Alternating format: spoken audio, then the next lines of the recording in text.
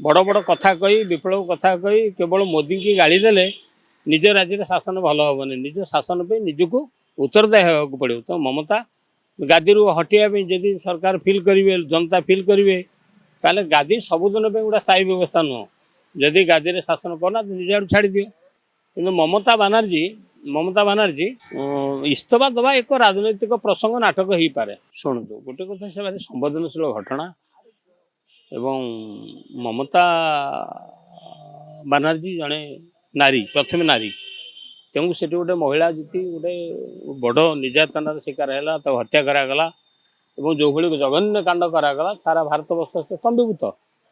तो ममता बानर्जी सुप्रीमकोर्ट उद्वेग प्रकाश कले सुप्रीमकोर्ट सीबीआई तदंत को निर्देश देले। कि ममता बानर्जी इस्तफा दबा एक राजनैतिक प्रसंग नाटक हो पारे किंतु तांकर मध्य प्रशासनिक भूल भटका रही तेणु सुधारे सचेतन होगा दरकार।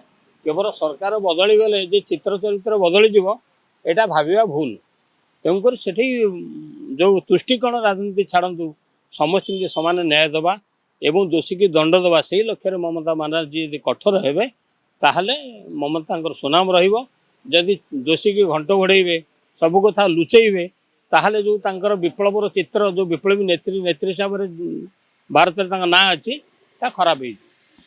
सर जो देखिए महिला नेतृत्वाधीन शासन भितर गोटे महिला को दुष्कर्म कर चुप रोचंती पश्चिमबंग मुख्यमंत्री।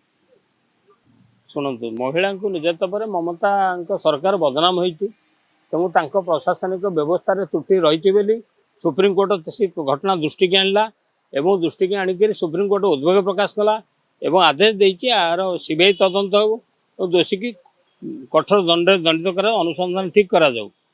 ममता सरकार मत भर्सना कर। तो ममता सरकार केवल बड़ बड़ कथा कही विप्लव कथा कही केवल मोदी की गाड़ी देले निज राज्य शासन भल हेनी निज शासन पे निजक उत्तरदायी होगा पड़ो। तो ममता गादी हटिया जदि सरकार फिल करेंगे जनता फिल करेंगे ताले गादी सबुदिन गोटे स्थायी व्यवस्था नुह।